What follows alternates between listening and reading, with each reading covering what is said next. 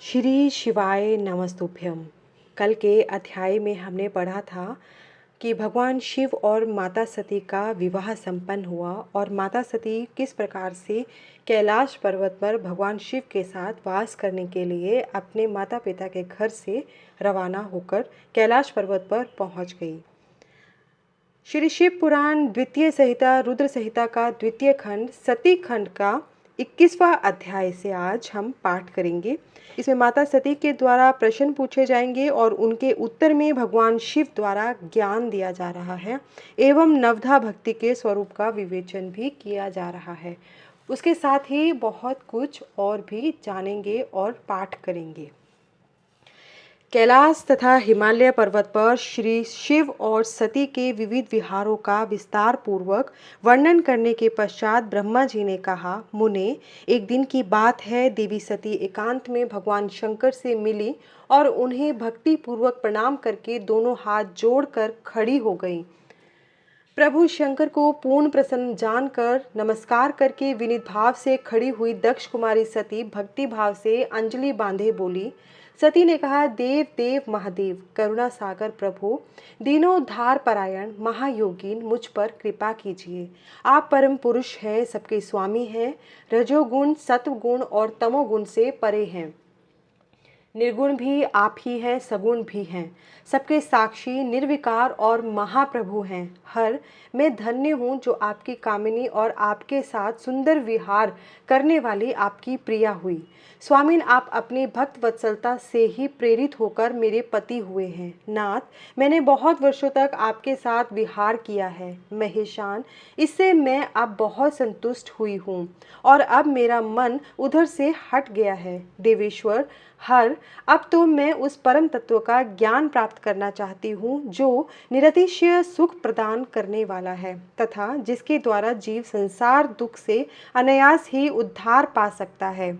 नाथ, जिस कर्म का अनुष्ठान करके विषय जीव भी परम पद को प्राप्त कर ले और संसार बंधन में न बंधे, उसे आप बताइए, मुझ पर कृपा कीजिए। ब्रह्मा जी कहते हैं, मुने, इस प्रकार आदि शक्ति महेश्वरी सती ने केवल जीवों के उद्धार के लिए जब उत्तम भक्ति भाव के साथ भगवान शंकर से प्रश्न किया, तब उनके उस प्रश्न को सुनकर स्वेच्छा से शरीर धारण करने वाले तथा योग के द्वारा भोग से विरक्त चित्त वाले स्वामी शिव ने अत्यंत प्रसन्न होकर सती से इस प्रकार कहा।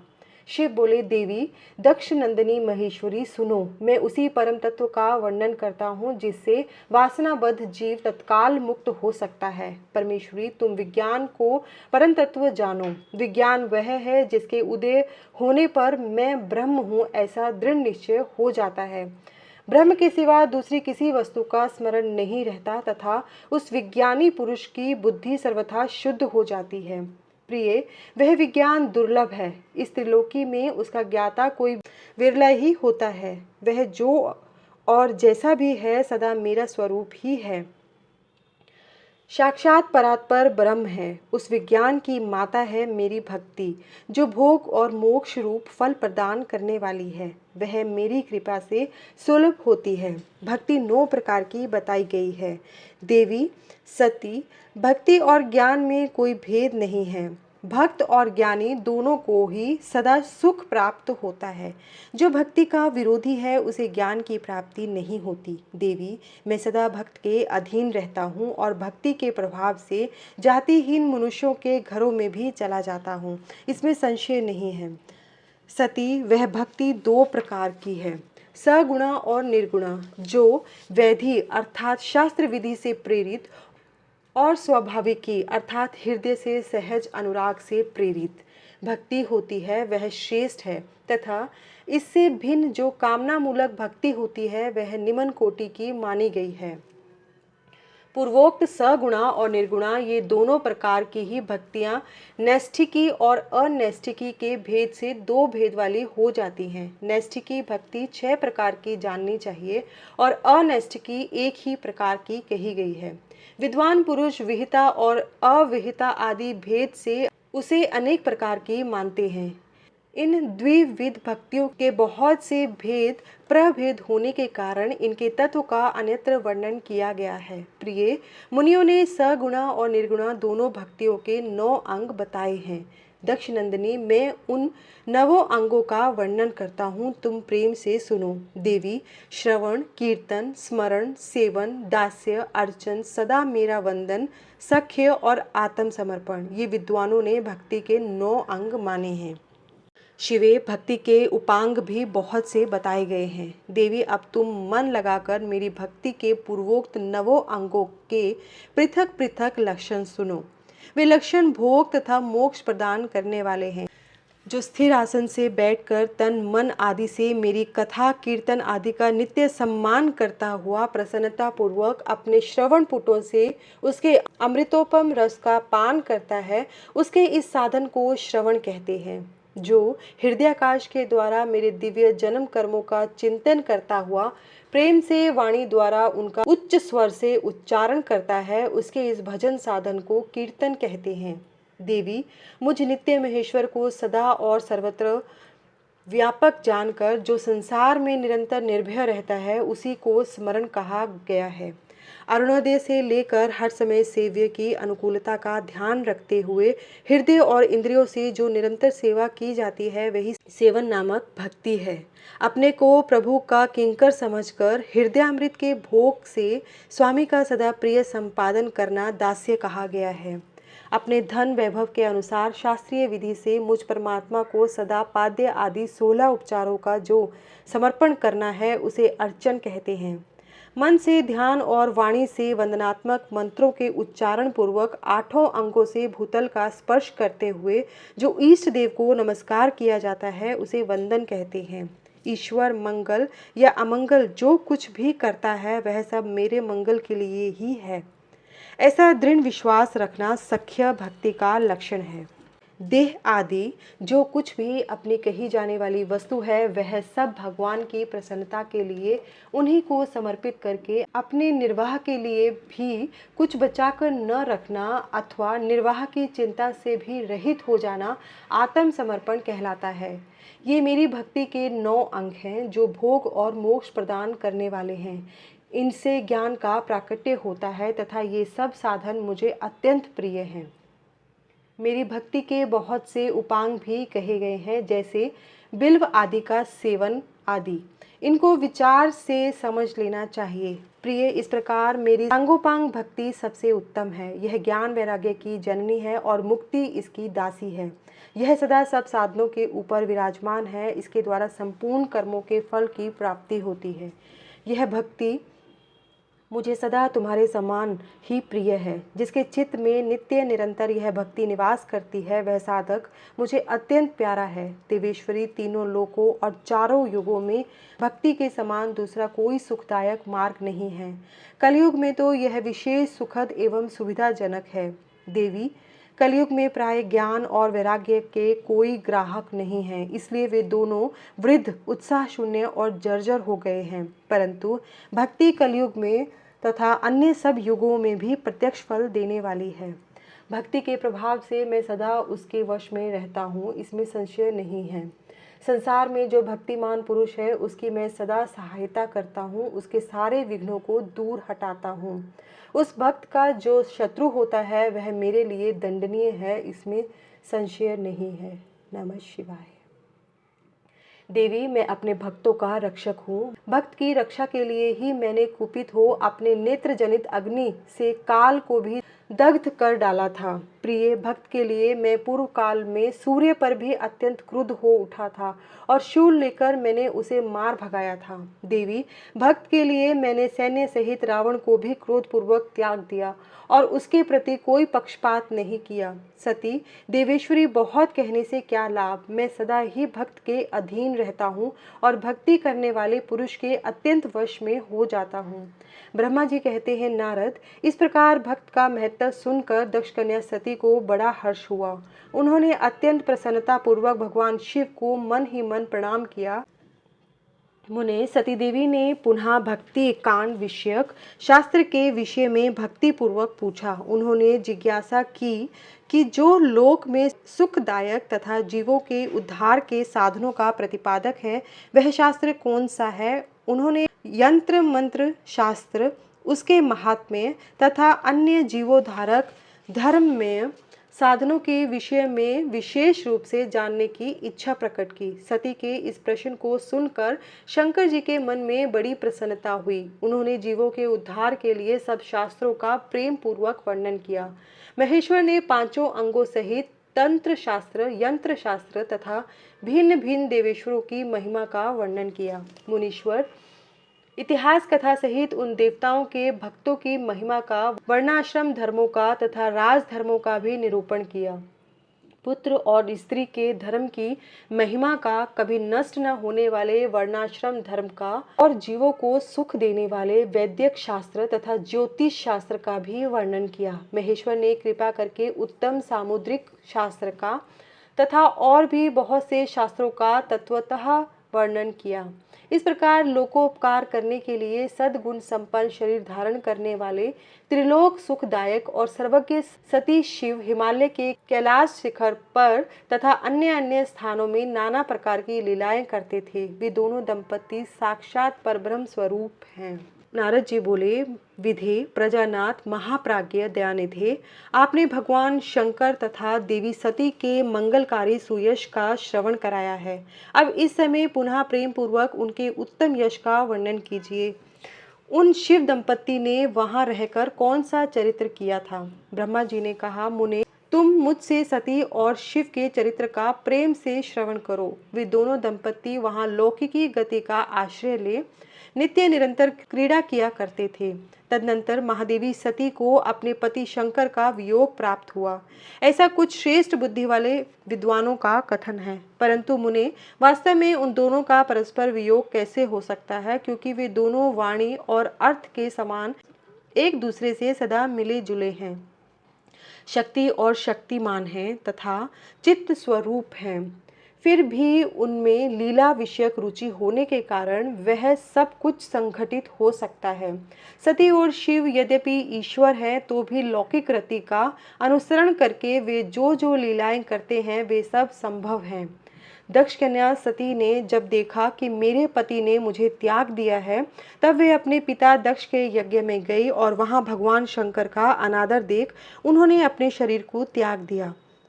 वे ही सती पुनः हिमालय के घर पार्वती के नाम से प्रकट हुई और बड़ी भारी तपस्या करके उन्होंने विवाह के द्वारा पुनः भगवान शिव को प्राप्त कर लिया। सूत जी कहते हैं, महर्षियों, ब्रह्मा जी की यह बात सुनकर नारद जी ने विधाता से शिवा और शिव के महान यश के विषय में इस प्रकार पूछा। नारद जी बोले, महाभाग विष्णु शिष्य विधाता, आप मुझे शिवा और शिव के भाव तथा आचार से संबंध रखने वाले उनके चरित्र को विस्तार पूर्वक सुनाइए। तात, भगवान शंकर ने अपने प्राणों से भी प्यारी धर्मपत्नी सती का किस लिए त्याग किया? यह घटना तो मुझे बड़ी विचित्र जान पड़ती है, अतः इसे आप अवश्य कहें।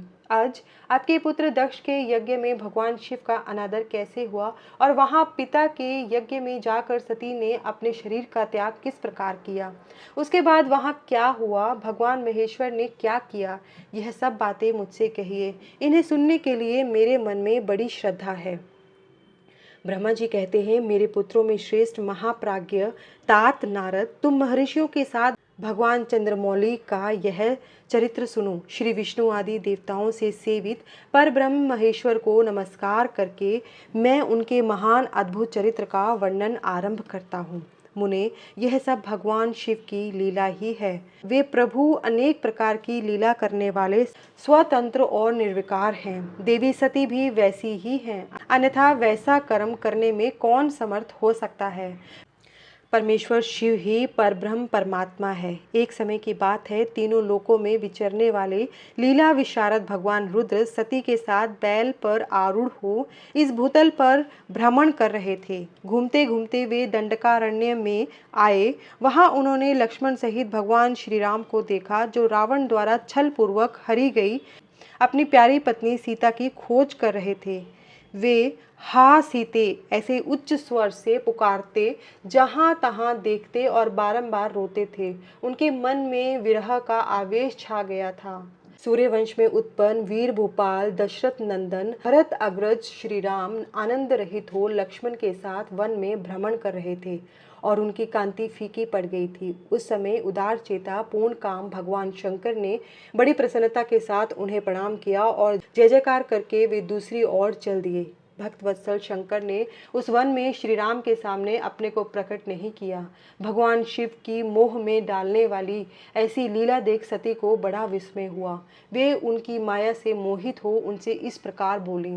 सती ने कहा, देव देव सर्वेश परब्रह्म परमेश्वर ब्रह्मा विष्णु आदि सब देवता आपकी ही सदा सेवा करते हैं।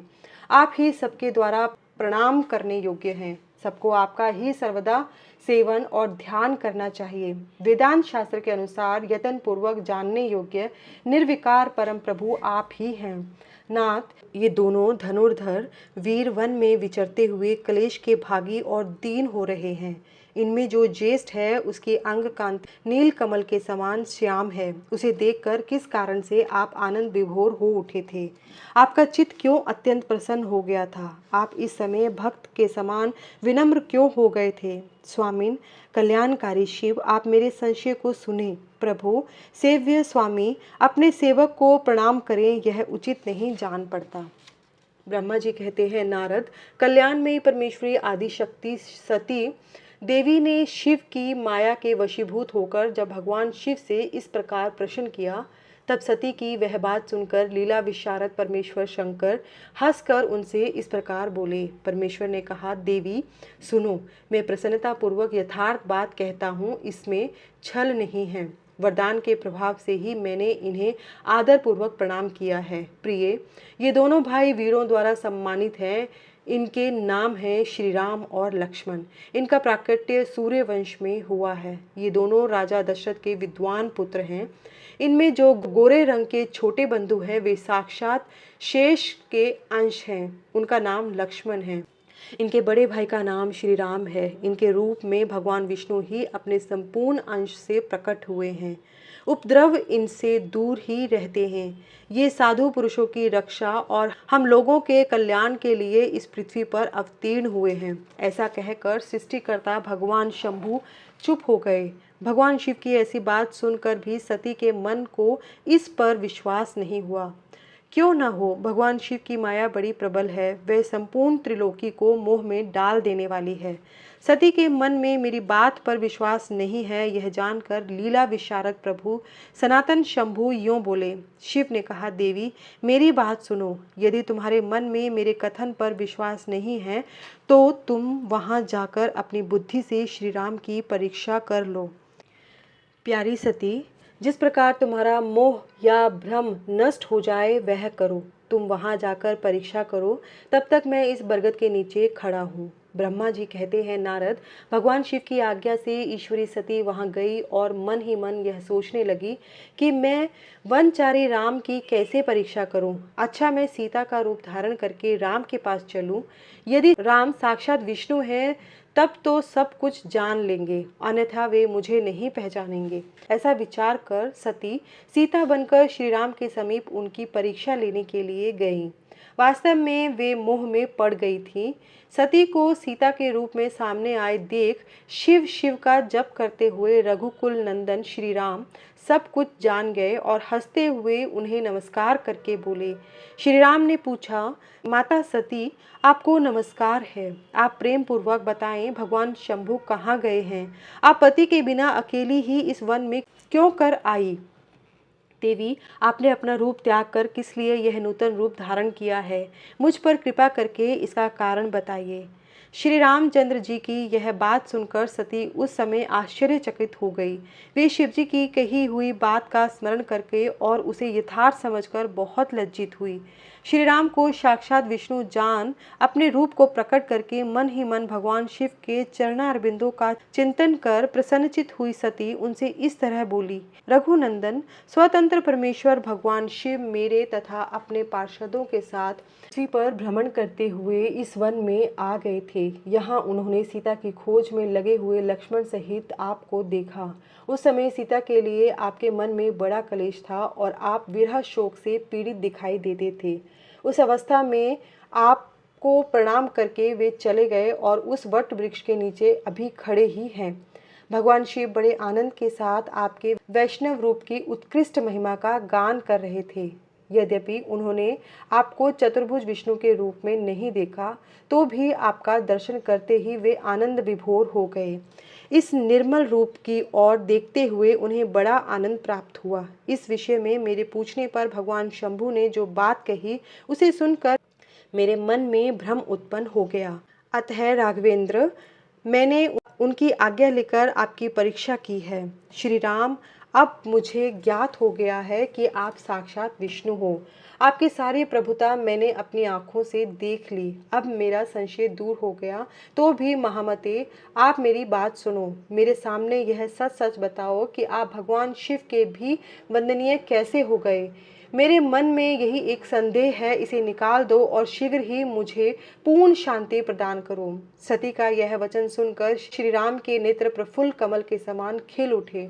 उन्होंने मन ही मन अपने प्रभु भगवान शिव का स्मरण किया।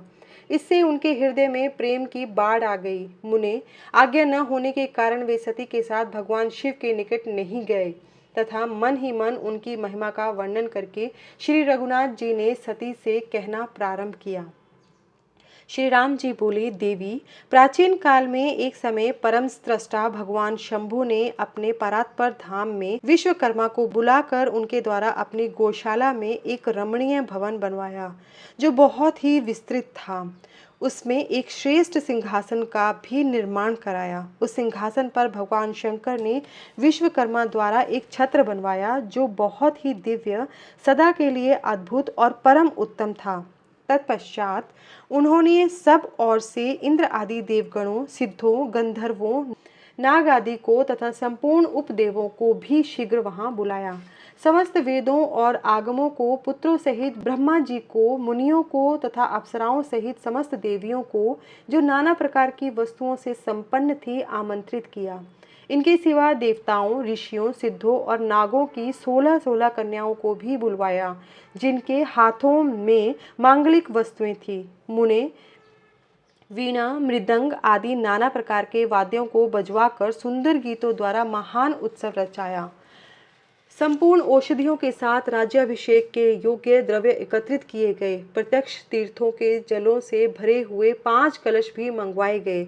इनके सिवा और भी बहुत सी दिव्य सामग्रियों को भगवान शंकर ने अपने पार्षदों द्वारा मंगवाया और वहां उच्च स्वर से वेद मंत्रों का घोष करवाया। देवी, भगवान विष्णु की पूर्ण भक्ति से महेश्वर देव सदा प्रसन्न रहते थे, इसलिए उन्होंने प्रीति युक्त हृदय से श्री हरि को बैकुंठ से बुलवाया और शुभ मुहूर्त में श्री हरि को उस श्रेष्ठ सिंहासन पर बिठाकर महादेव जी ने स्वयं ही प्रेम पूर्वक उन्हें सब प्रकार के आभूषणों से विभूषित किया।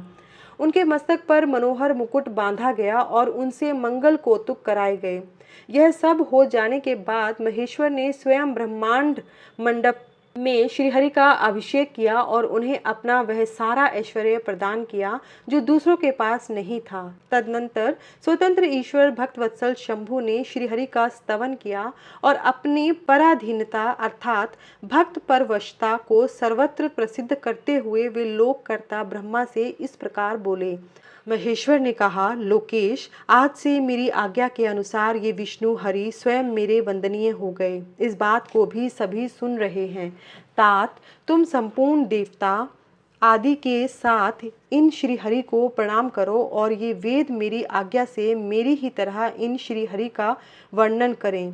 श्री रामचंद्र जी कहते हैं, देवी, भगवान विष्णु की शिव भक्ति देखकर प्रसन्नचित हुए वरदायक भक्त वत्सल रुद्र ने उपरयुक्त बात कहकर स्वयं ही श्री गरुड़ ध्वज को प्रणाम किया।